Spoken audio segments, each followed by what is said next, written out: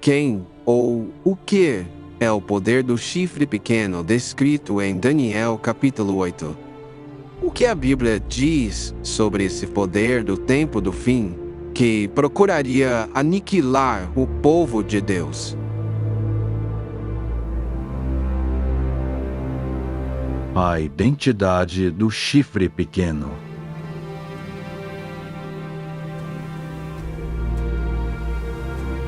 Quem é o Anticristo? Seria Antíoco Epifânio?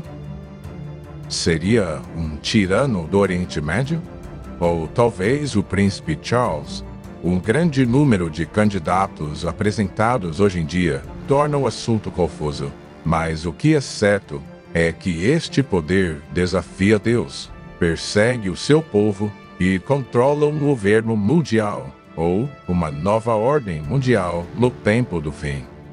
Será que Deus realmente deixaria a especulação uma questão importante como a identidade do Anticristo? Não. Na verdade, a Bíblia descreve as características únicas do Anticristo com tantos detalhes e tanta clareza que é impossível não identificá-lo.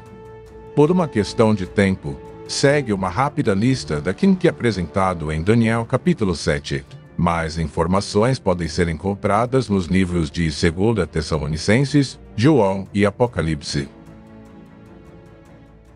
Daniel capítulo 7 expande a questão da estátua do sonho de Nabucodonosor ao retratar 4 animais na mesma ordem que as partes da estátua, a começar pelo leão, como a Babilônia, o urso, como a Medo-Pérsia, o leopardo alado, como sendo a Grécia, e finalmente com a besta terrível, com 10 chifres. A partir de 3 desses 10 chifres, surge o pequeno chifre, conhecido como um anticristo. Daniel 7, verso 7, nos revela que o anticristo surgiria a partir do 4º reino. E vi ainda uma 4ª besta, que tinha 10 chifres, e eis que um outro chifre pequeno surgiu entre eles. Esta característica elimina Antíoco Epifânio, uma vez que ele viveu no tempo do reino da Grécia, que é o 3º reino mencionado por Daniel, não o 4º. Assim concluímos que o verdadeiro anticristo viria depois do Império Grego, ou seja, durante o Império Romano. Roma reinou de 168 a.C. a 476 d.C., quando então foi dividida em 10. Quantos dedos têm os pés da estátua? De Daniel 2? 10 dedos. Veja novamente o número 10. Após ser dividido em 10, um outro poder surgiria entre eles, que seria diferente. E esse sistema duraria quanto tempo? Até que viesse o ancião de dias, ou seja, bastante tempo. Estamos falando de um longo tempo. E sabemos que Roma reinou de 168 a.C.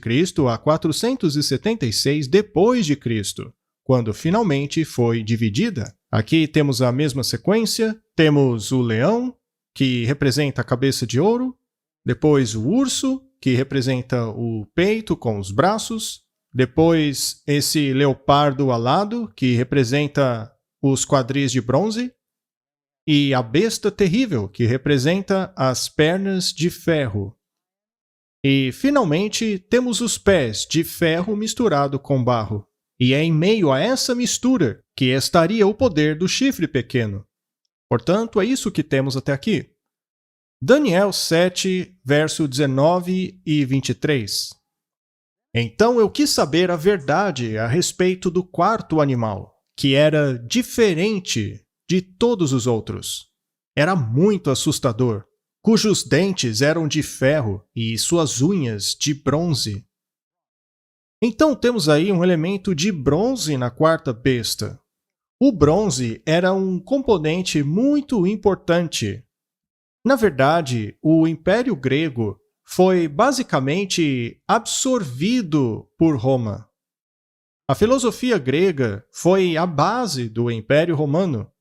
Na verdade, quando Roma foi dividida em 2 pernas, uma era o Império Bizantino e o outro o Império Ocidental. Todo o império era governado a partir de Constantinopla, aonde a filosofia grega abundava. A filosofia grega foi a filosofia daquele tempo. Então tem esse elemento aí do bronze. As garras de bronze arranhavam, e falaremos mais a respeito destas garras. Isso em um outro momento. Mas esta besta quebrava tudo em pedaços e pisava naquilo que sobrava. Ele então queria saber mais sobre essa besta. O verso 23 nos diz: a quarta besta será um reino sobre a terra. Ele será diferente de todos os outros reinos e devorará a terra inteira, despedaçando-a e pisoteando-a. O anticristo não surgiria até que o Império Romano fosse dividido em 10 reinos. Quando isso acontecesse, Daniel disse que o poder do anticristo surgiria entre eles. O Império Romano caiu em 476 d.C. e foi dividido entre 10 nações. Isso faz do anticristo um poder europeu, e não árabe ou de qualquer outro lugar. A Bíblia diz que haveria estes reinos. 10 reinos surgiriam, e, como vimos, estes são representados pelos 10 dedos da estátua, de 476 até a segunda vinda de Cristo. Portanto, durante o reinado destes chifres, surgiria ainda um outro chifre pequeno, que surgiria depois. Esse chifre pequeno, este novo poder, seria diferente dos outros e reinaria até a volta de Jesus. Leiamos Daniel, capítulo 2, verso 44. E lembre-se, aqui ele está falando a respeito dos 10 dedos. Diz assim: nos dias destes reis, o Deus do céu estabelecerá um reino que jamais será destruído e nunca será dominado por outro povo. Destruirá todos os reinos daqueles reis e os exterminará, mas esse reino durará para sempre. Daniel estava pensando sobre essas coisas. O verso 8 diz: eu estava considerando os chifres. Portanto, Daniel estava olhando no curso da história, para o período em que Roma se divide em 10 partes. Ele estava lá olhando para esses 10 reinos que surgiriam a partir do Império Romano. E então surgiu um outro chifre. Um chifre pequeno. Na verdade, o termo original significa que o chifre surgiu da pequenez e começou a crescer e a crescer. E de onde surgiu o chifre? Do meio daqueles reinos. Então esse chifre pequeno surgiu dentre os 10 reinos. Isso é muito importante, porque esse pequeno chifre é o homem por trás da máscara. Esse chifre pequeno surge a partir daqueles 10 reinos. Então temos os 10 reinos e do meio deles surge o chifre pequeno. Que tipo de poder é esse? Este é um poder europeu, porque os 10 chifres surgiram a partir da divisão do Império Romano Ocidental.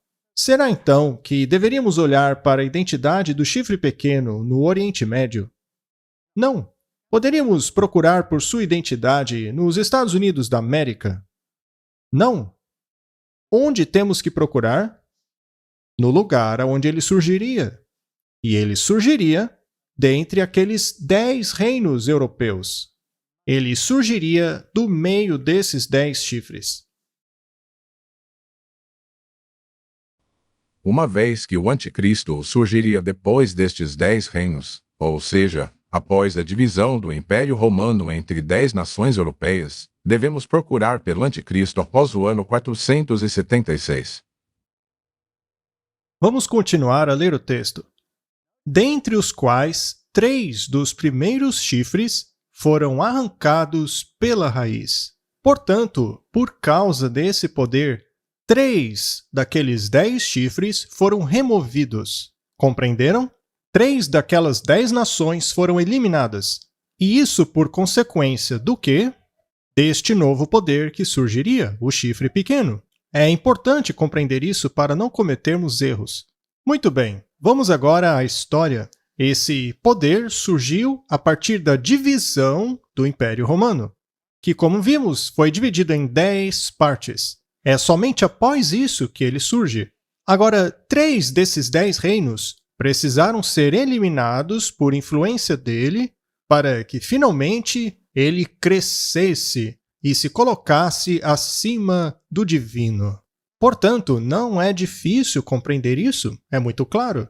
O texto diz: os 10 chifres deste reino são 10 reis que surgirão, e surgirá um outro após eles. Muito bem, agora eu pergunto para vocês: esse novo poder surgiu a partir do resto do Império Romano ou do Império Grego? Império Romano. Império Romano. Não se esqueçam disso. A pedra atinge a estátua no pé, cujo ferro representa o Império Romano ou o Império Grego? O Império Romano. Muito bem. Com essa informação, já conseguimos eliminar metade do problema da falsa profecia que gira pelo mundo hoje. Ela diz que o Anticristo surgiu na época do Império Grego e não do Romano. Não. A Bíblia não diz isso. A Bíblia diz que o chifre pequeno surgiu de Roma, quando ela foi dividida em várias nações. É isso que diz a Bíblia. Daniel, capítulo 8, nos diz que o anticristo surgiria junto à destruição de 3 dos 10 chifres, ou seja, 3 das 10 nações europeias originais. Estas nações derrotadas foram os Érulos, Vândalos e Ostrogodos. A última delas, os Ostrogodos, foram derrotados no ano 538. Portanto, o anticristo surgiria entre 476, o ano da queda do Império Romano, e 538, a queda dos Ostrogodos. E esse chifre pequeno é o responsável por eliminar 3 dentre os 10 reinos. Você se lembra quais são eles? Os anglo-saxões, francos, alemães, lombardos, ostrogodos, érulos, burgundos, visigodos, suevos e vândalos. Estes são os 10 reinos. Mas 3 destes reinos se opunham terrivelmente ao chifre pequeno. Os érulos eram um deles. E veja bem onde eles reinavam. Ali em Roma.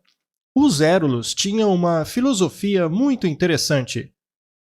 A filosofia deles era muito diferente da filosofia desse chifre pequeno. Agora, infelizmente, nós não temos documentos históricos que nos dizem em que os érulos acreditavam. Também não temos documentos históricos a respeito do que os ostrogodos acreditavam. Nós temos um pouco que nos diz do que os vândalos acreditavam, mas nenhum documento religioso. E por que não? Porque foram todos destruídos. A pouca informação que temos vem de segunda mão. E, aparentemente, a história de hoje nos diz que esses 3 poderes foram removidos por serem arianos, segundo diz o chifre pequeno. Isso quer dizer que eles supostamente ensinavam que Jesus não era Deus e que por isso tinham que ser eliminados. Mas, como eu disse, não há evidência nenhuma disso. A única palavra que temos hoje vem da boca do próprio reino que os destruiu. Muito bem, os érulos foram destruídos em 493 d.C. Isso quer dizer que este chifre pequeno já deveria ter surgido antes de 493. Muito bem, o próximo reino que foi destruído foi o dos Vândalos, em 534. Eles foram uma praga para o Império Romano e subjugaram grandes partes da cultura religiosa bizantina e do mundo romano. Eles eram muito ferozes.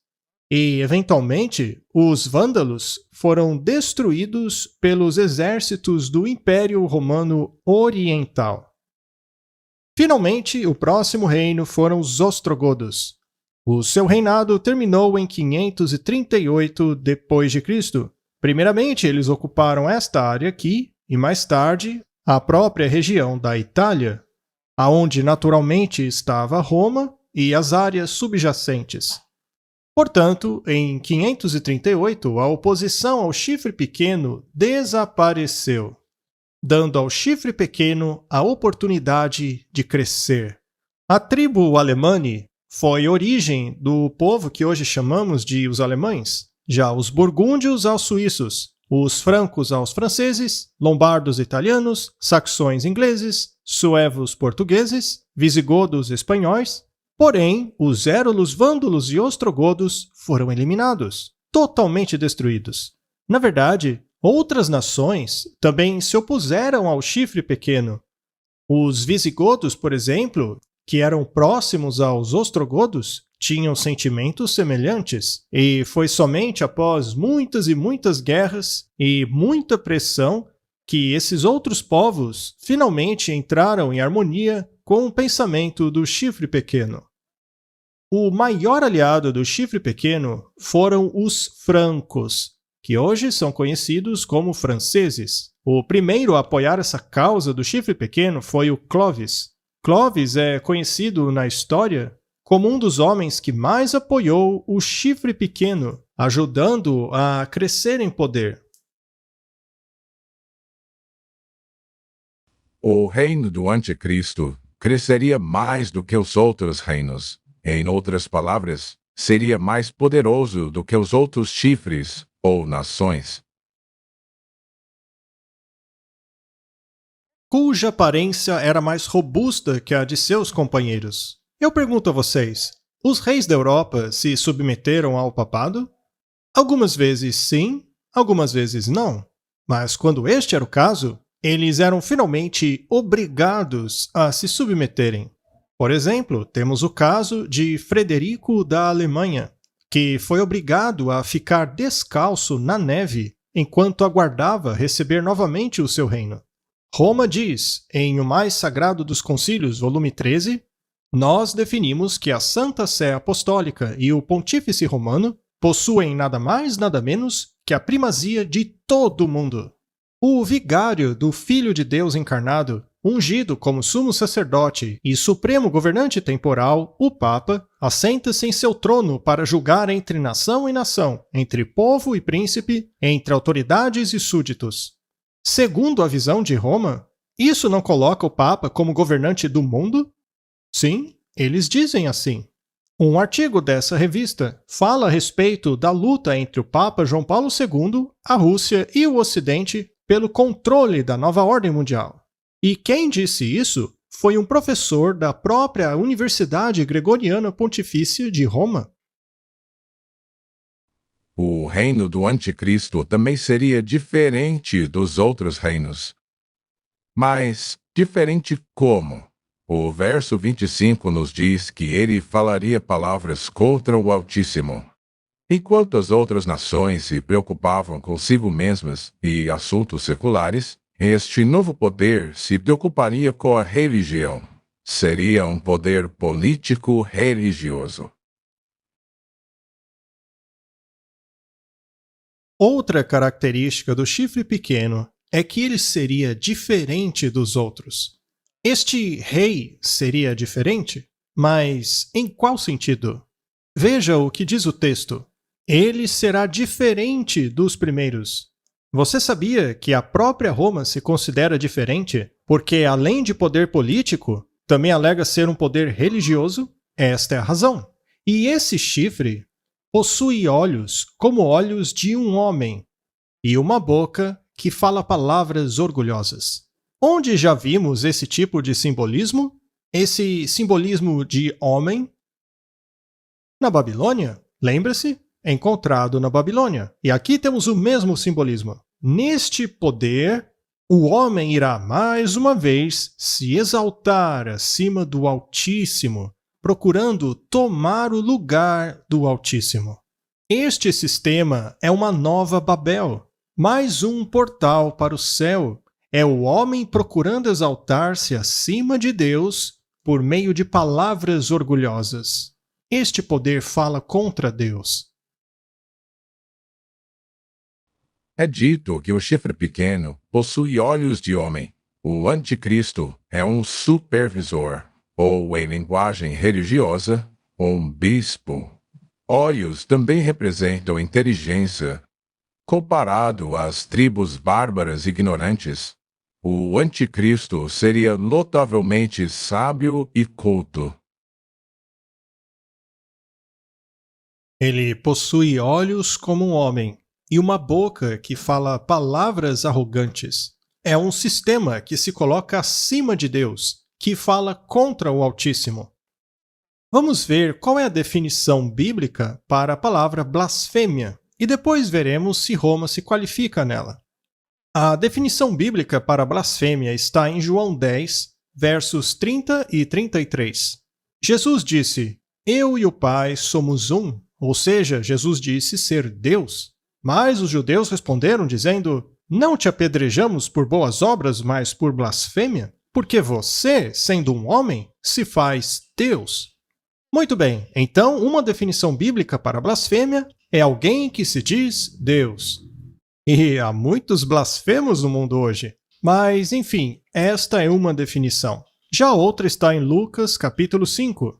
Ali, Jesus disse ao homem que os pecados dele estavam perdoados, o que fez com que os escribas e fariseus começassem a dizer: "Quem é esse homem que fala blasfêmia? Quem pode perdoar pecados a não ser Deus?" Portanto, temos aí a segunda definição de blasfêmia. A primeira é se dizer ser Deus, e a segunda é alegar ter a capacidade de perdoar pecados. Muito bem. O que diz Roma a respeito dessas coisas? De acordo com a sua própria enciclopédia, no volume 12, o Papa possui autoridade judicial para até mesmo perdoar pecados. Então, Roma diz que o Papa pode perdoar pecados. Mas não para por aí, veja mais o que eles dizem. Procure por todo o céu e terra e você só achará uma criatura criada com o poder de perdoar o pecador, que pode livrá-lo das cadeias do inferno. Este ser é o Padre Católico Romano.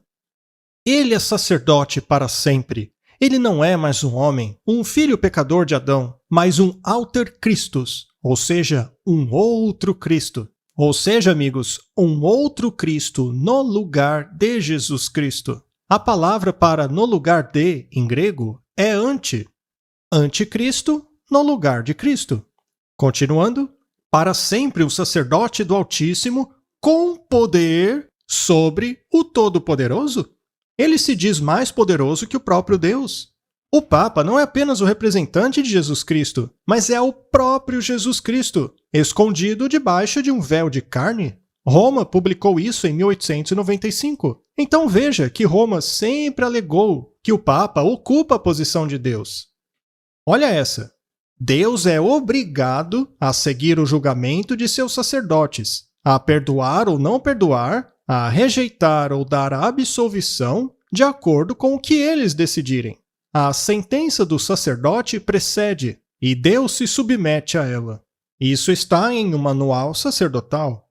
Uau! Então é a Igreja Católica que decide quem está salvo e quem não está, enquanto Deus deve se submeter à decisão dela. Se a Igreja diz não, Deus não pode dizer sim. Quem é mais poderoso, eles ou Deus? Eles. Isso não é blasfêmia? É blasfêmia do pior tipo. Segundo o cardeal Bellarmine, todos os nomes que as Escrituras aplicam a Cristo, pela virtude do qual está estabelecido que ele está acima da Igreja, todos esses títulos devem ser também aplicados ao Papa. Ou seja, o Papa é Deus. É simples assim? Veja esta declaração, dada em Roma de nosso palácio, em 10 de fevereiro de 1817, a 14ª jurisdição do Santíssimo Pontífice e Pai em Cristo, e nosso Deus e Senhor o Papa, Leão XII. Os papas são coroados como Deus. Nós ocupamos nesta terra o lugar do Deus Todo-Poderoso. Quem disse isso foi o próprio Papa Leão XIII. Você sabe que quando o papado escreve uma encíclica, e aliás, o próprio Papa João Paulo II também fez exatamente isso, eles escrevem dada por nós com N maiúsculo, e em nosso, com N maiúsculo de novo, pontificado. Interessante, porque na Bíblia, Deus diz, vamos fazer o homem à nossa imagem, N maiúsculo. Portanto, isso não é uma coisa lá do passado, mas ocorre hoje mesmo. Eles ainda alegam terem o poder de Deus. Então, Roma se qualifica. Mais uma publicação católica. nós definimos que a Santa Sé Apostólica e o Pontífice Romano detêm a primazia de todo o mundo. E a Bíblia diz que esse poder chegaria a controlar todo o mundo. Tomás de Aquino foi um dos grandes filósofos católicos.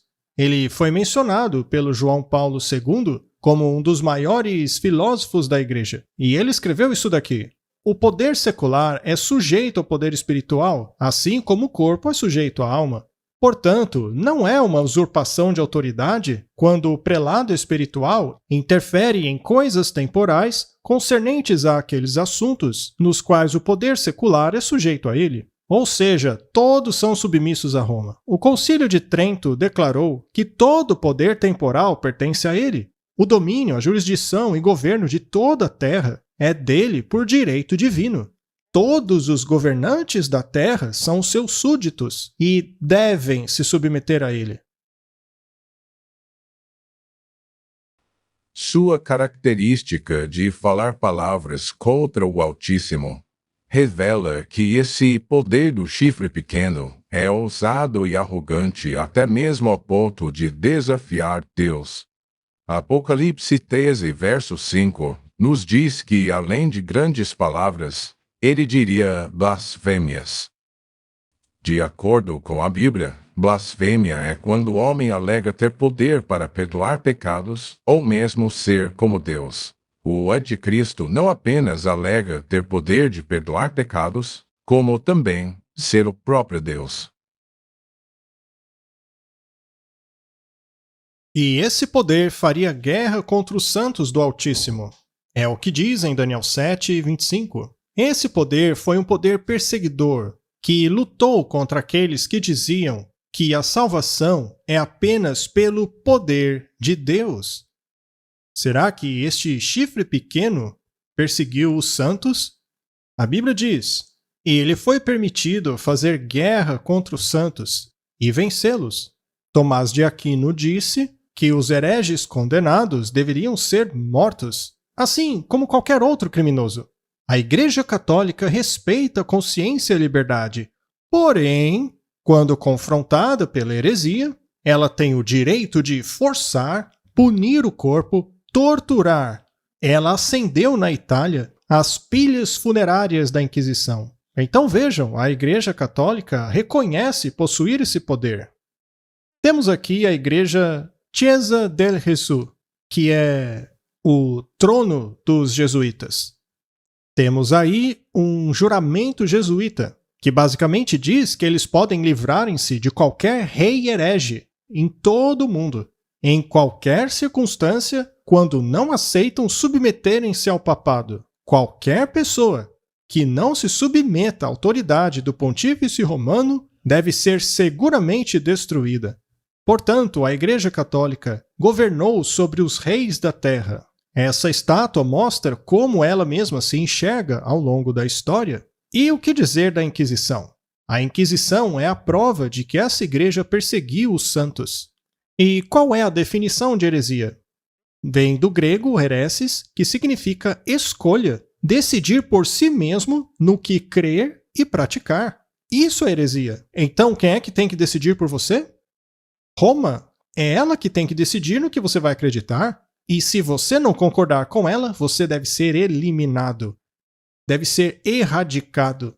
Ela matou literalmente milhões e milhões de pessoas. Este é o famoso monumento Huguenot, na África, para onde os franceses huguenotes fugiram, depois de um grande massacre, onde os huguenotes foram quase que 100% eliminados.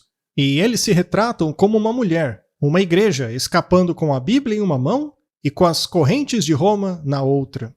Bem, eu tenho novidades para vocês. Essa mulher está mais uma vez acorrentada, assim como as outras igrejas desse planeta. Elas estão mais uma vez acorrentadas a Roma. Talvez a característica mais bem conhecida do anticristo é a de que ele faria guerra contra o povo de Deus. Daniel 7, verso 21 diz: o mesmo chifre fez guerra contra os santos. O anticristo é um poder perseguidor. Mais uma característica é que o chifre pequeno mudaria os tempos e a lei. O verso 25 diz que ele pensaria em mudar os tempos e a lei. Isso é fascinante. Bem, com que tempos e leis você acha que Deus se preocupa? Você acha que Deus está preocupado com as leizinhas humanas? Claro que não. Essa lei só pode ser a lei de Deus. E os tempos têm que ver com os tempos que Deus estabeleceu.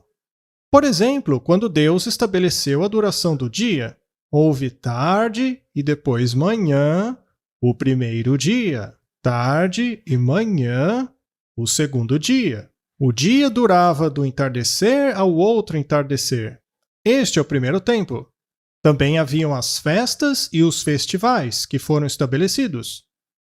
Será que esse poder não alterou essas coisas?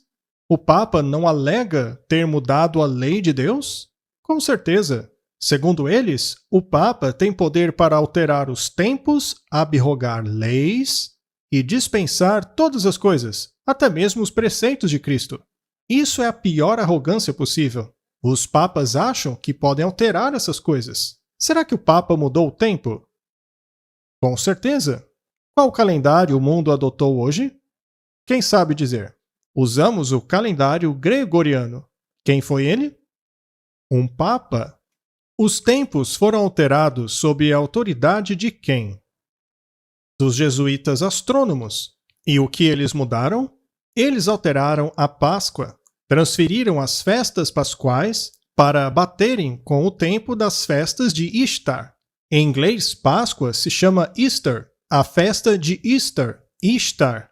A festa de Pash, ou seja, Páscoa, era celebrada de acordo com a lua nova. A Páscoa poderia ocorrer em qualquer dia da semana, dependendo de onde caísse a lua nova. Mas o papado mudou isso daí, seguindo os simbolismos dos saduceus, que receberam treinamento ocultista lá em Alexandria, transferindo a festividade da Páscoa para a festividade de Ishtar. Hoje, a Páscoa cai somente aos domingos e nunca coincide com a data original.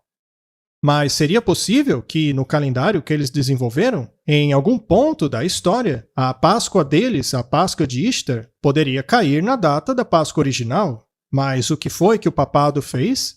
Ele decretou que, caso a data da Páscoa original caísse no mesmo dia da Páscoa de Ishtar, esta seria alterada uma semana, para que ainda caísse aos domingos. Então, a igreja mudou os tempos e as festas. Além disso, desde então, os dias não são mais contados do pôr do sol ao pôr do sol, mas da meia-noite à meia-noite. Como vimos, segundo eles, o Papa tem poder para abrogar leis, para dispensar todas as coisas, até mesmo os preceitos de Cristo. Ele pode modificar a lei divina. Ora, mas quem dá a ele o direito de mudar a lei de Deus? Conforme originalmente escritos, os 10 mandamentos dizem o seguinte: o primeiro nos proíbe de termos outros deuses. O segundo nos proíbe de nos curvarmos a imagens, a ídolos. O terceiro nos proíbe de tomar o nome de Deus em vão. O quarto mandamento nos ordena guardar o sétimo dia. E, finalmente, na segunda tábua, temos mandamentos concernentes ao relacionamento entre os homens. Honre pai e mãe, não mate, não adultere, não roube, não faça falso testemunho, não cobice. Estes são os mandamentos que estão na Bíblia. Porém, no Catequismo Católico, vemos que a Igreja removeu o segundo mandamento, aquele que nos proíbe de cultuar imagens. O primeiro mandamento deles diz que não devemos ter outros deuses, e o segundo mandamento virou o terceiro original, ou seja, não tome o nome de Deus em vão. Eles apagaram o segundo mandamento original. Aí o terceiro mandamento nos manda guardar o dia do Senhor, sobre o qual falaremos logo logo. Mas a questão é que, ao apagarem o segundo mandamento, restaram apenas 9. Como solucionaram isso? Simplesmente dividiram o 10º mandamento original em 2. O 9º mandamento virou não cobice a mulher de seu próximo, e o 10º, não cobice os bens dele. Veja que o 10º mandamento original diz para não cobiçarmos a casa do próximo, nem a mulher do próximo. O que eles fizeram foi dividi-lo em 2. O 9º virou da mulher, e o 10º virou os dos bens. Como se o Papa pudesse fazer uma coisa dessa. A própria enciclopédia católica diz que a igreja mudou o dia de descanso do sábado judaico, ou seja, o 7º dia da semana, para o 1º dia da semana, fazendo com que o 3º mandamento se referisse ao domingo como dia de descanso santo. Então temos mais uma vez o Papa alterando os tempos. Neste caso, o dia que Deus estabeleceu como santo. Jesus, por outro lado, disse: não pensem que vim destruir a lei ou os profetas. Eu não vim destruir, mas cumprir. O próprio Jesus não alterou a lei. Veja o que diz essa publicação católica. Pergunta: qual dia é o dia do Shabat? Resposta: o Shabat ocorre no sábado. A própria Igreja Católica sabe disso. Pergunta: por que então observamos o domingo ao invés do sábado? Resposta: fazemos isso porque a Igreja Católica, no Concílio de Laodiceia, transferiu a solenidade do sábado para o domingo. Muito bem. Será que eles mudaram os tempos e as leis? É óbvio que mudaram. Daniel 7, verso 25 diz que o anticristo tentaria mudar os tempos e as leis. Parte das grandes palavras do anticristo contra Deus e da perseguição contra o seu povo tem que ver com a sua tentativa de mudar os tempos e as leis. As leis referidas aqui são os 10 mandamentos, a lei de Deus. O mandamento do sábado é o único que tem que ver com tempo. Não é coincidência, então, que este poder tentou mudar o 4º mandamento. Curiosamente, uma outra passagem que menciona a mudança de tempo é Daniel 2. Ali, Nabucodonosor reconhece Deus como o soberano governante da história, que remove e estabelece reis. Portanto, neste sentido, tentar mudar os tempos e as leis significa que o anticristo tentaria usurpar o lugar de Deus ao manipular a história por meio de suas manobras políticas, estabelecendo e removendo reis. E os santos seriam entregues às mãos do chifre pequeno por um tempo, tempos e metade de um tempo. Se você possui uma Bíblia moderna, lá é dito 3 anos e meio. Muito bem. Um ano profético é diferente de um ano convencional. Um ano profético tinha 360 dias, porque o calendário hebraico tinha 360 dias. Portanto, em um ano temos 360 dias, 2 anos 720 dias e meio ano 180 dias. Some tudo e você terá 1260 dias proféticos. Ou seja, como estamos falando de profecias aqui, temos um total de 1260 anos literais. Agora vamos estudar isso aqui. Com a conquista de Roma por Belisário, começa a história da Idade Média. Então, quando Roma foi conquistada e os ostrogodos foram eliminados, a história da Idade Média começou. De acordo com a história, Virgílio subiu à cadeira papal em 538 d.C., sob a proteção militar de Belisário. Quando foi então que o poder do chifre pequeno assumiu a sua autoridade? A resposta é 538, porque o último chifre opositor ao chifre pequeno, ou seja, os ostrogodos, foram removidos em 538. E Virgílio subiu à cadeira papal. Então começa aí o domínio de Roma. Como diz a Bíblia, o chifre pequeno surgiria após esses 10 reinos, que foram estabelecidos em 476. E no ano 538 começa o reinado papal. De acordo com um decreto que foi emitido por Justiniano, imperador de Roma, que disse que o Papa seria o corretor dos hereges e governante de todas as igrejas. Portanto, peguemos 538, acrescentemos 1260 anos e temos o ano de 1798. Mas o que aconteceu em 1798?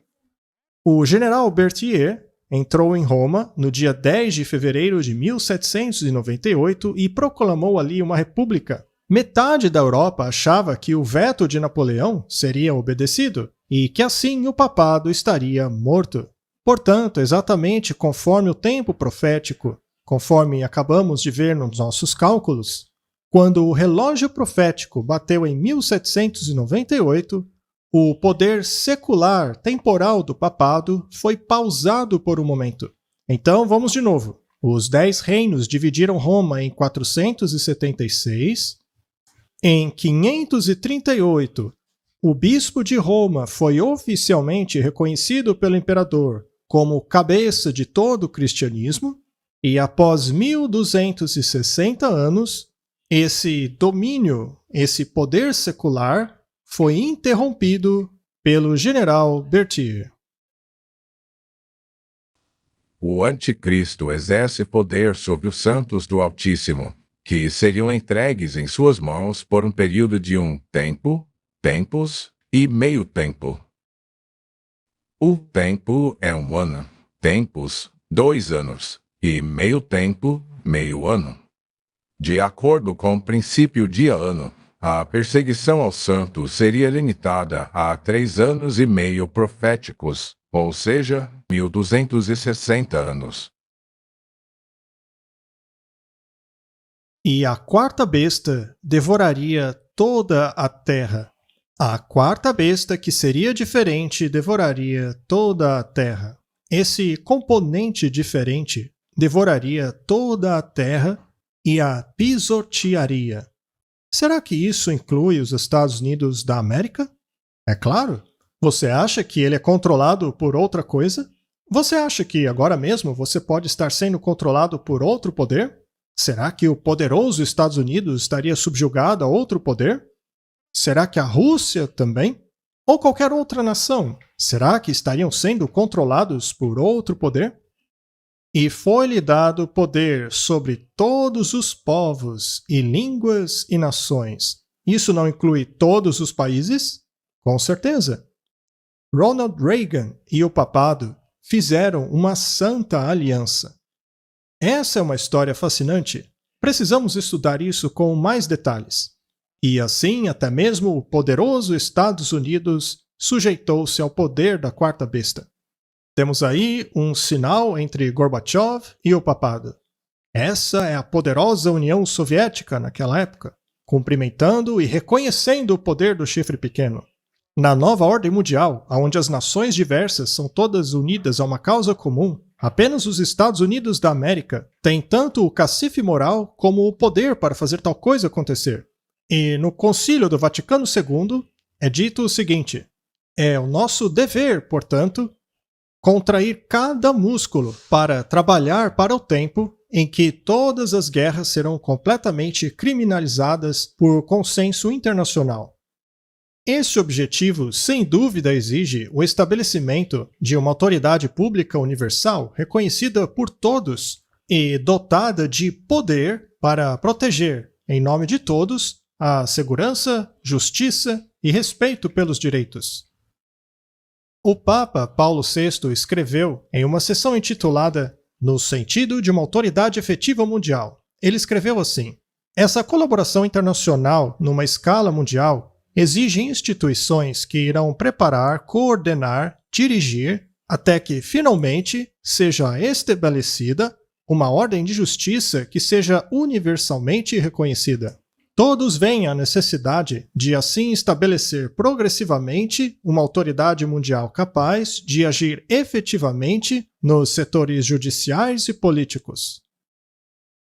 Não é fascinante? E quem foi coroado governante de todo o mundo? Não foi esse homem? Fascinante. O que disse George W. Bush sobre este poder? Ele disse: a melhor maneira de honrar o Papa João Paulo II, um dos maiores grandes homens, é levar a sério os seus ensinamentos, ouvir as suas palavras e colocar tanto suas palavras como ensinamentos em prática na América. Devemos aceitar esse desafio. Quem está sujeito a quem aqui? Quem está sujeito a quem? Em 1991, o Papa pediu por uma nova ordem mundial. Alguém se lembra de qual foi o seu discurso neste ano? Ele tinha apenas uma mensagem, que era estabelecer uma autoridade mundial agora mesmo. Foi isso que ele pediu. Ele visitou as Nações Unidas e falou em nome de todas as religiões do mundo. Veja, isso inclui o budismo, o hinduísmo, shintoísmo, zoroatrismo, protestantismo e, é claro, o catolicismo. Todas as religiões do mundo. Não existe, de fato, uma agenda? O poder do anticristo será universal, porque é dito que ele devoraria toda a terra.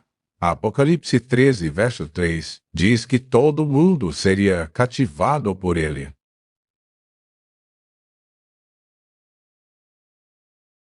E esse poder existiria até a vinda do Ancião de Dias. É a própria Bíblia que está dizendo isso. É o livro de Daniel. Está lá em Daniel 7, 22. Veja o que diz Daniel 7, verso 9. E contemplei até que tronos foram estabelecidos, e o Ancião de Dias assentou-se, cujas vestes eram brancas como a neve, e o cabelo de sua cabeça puro como a lã.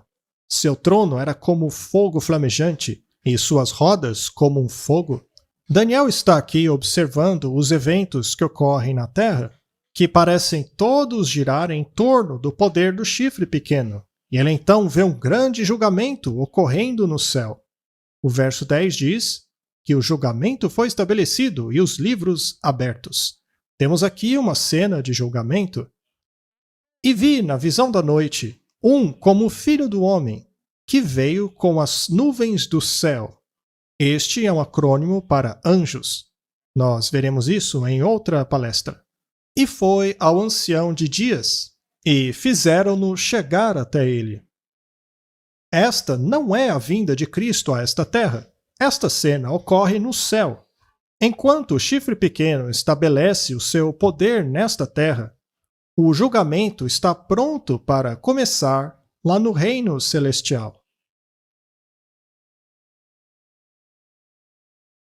Também seria um poder duradouro, porque Daniel diz que sua guerra contra os santos duraria até a chegada do Ancião de Dias. Essa característica elimina qualquer indivíduo, apontando para um sistema que cresceria em poder a partir do século V. E a característica final é que o seu domínio lhe seria tomado no fim do tempo. Mas o julgamento se assentará, e tomarão o seu domínio, para consumi-lo e destruí-lo até o fim. A Bíblia diz que ele será destruído pelo brilho da vinda do Senhor. Então, não será nenhum poder terreno que tirará o poder do chifre pequeno. É o próprio Deus que fará isso. Existe apenas um poder em todo o mundo que historicamente se encaixa no chifre pequeno. Há somente uma entidade que reúne todas as características que a Bíblia atribui ao Anticristo: a Igreja Católica Romana. A palavra católica vem de um termo grego que significa universal. A palavra anticristo significa aquele que é contra Cristo ou aquele que se opõe a ele. O prefixo anti também significa antes, algo que vem antes de outra coisa. Mas anti também significa ao invés de, no lugar de. Assim, o anticristo é um poder contrário a Cristo, ao mesmo tempo que se coloca no lugar dele. Em latim, o termo para no lugar de é vigário, que, aliás, é um título do Papa.